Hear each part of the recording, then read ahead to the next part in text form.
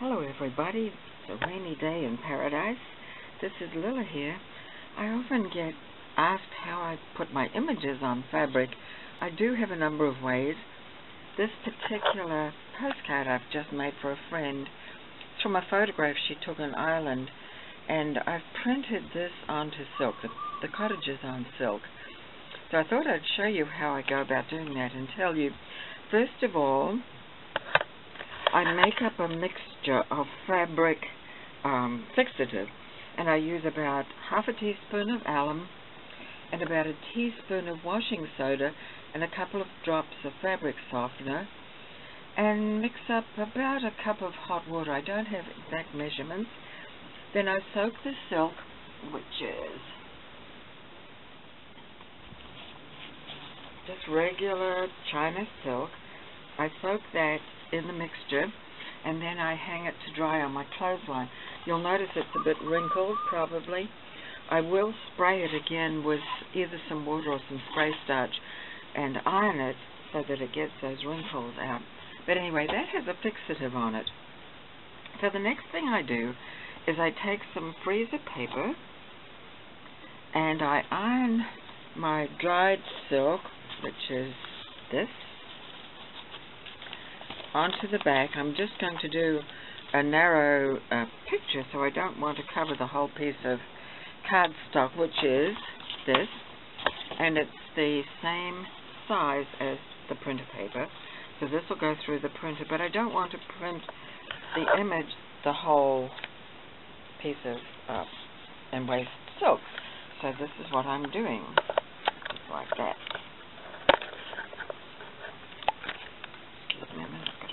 There we go. So after I've ironed the silk onto the freezer paper, and I haven't ironed this on completely, I will go ahead and I'll trim it.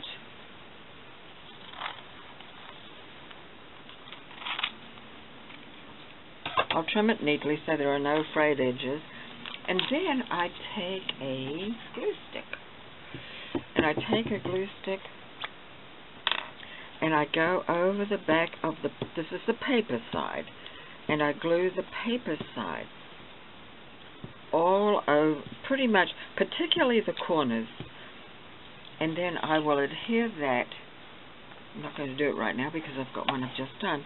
So I adhere it to the cardstock, so the corners are pretty stuck down, and that's printed. And so I'll show you. I've just printed this one, and you'll notice that there's a little black from the, where that apparently wasn't glued down particularly well. There may be a little smudge here and there, but that gets cut off with the way I'm doing this item. I'm not really worried about that. And if you'll see on this particular one, this is going to be a postcard for my friend that I'm embroidering. I'm doing some free motion embroidery and some hand embroidery on this. I did do this a lot smaller because it's going to be a postcard for Christmas. This particular one is a little bit bigger. In fact, I think it's twice as big. So after I've printed it onto the cardstock, I take it off, like so, and it still has the freezer paper on the back. I find it's easier to trim it the way I want it while the paper's on still. And I usually do that, get the little black bits off, because I am going to make this into another embroidery, and in a future video I will show you how I do the free motion embroidery on the cottage, like this one. And okay, so now it's on the paper still. This is still the freezer paper still. The next thing to do is to try and get it off. That's where it gets a little funny, because it really does stick. When it's been through the printer, I mean, it's on there.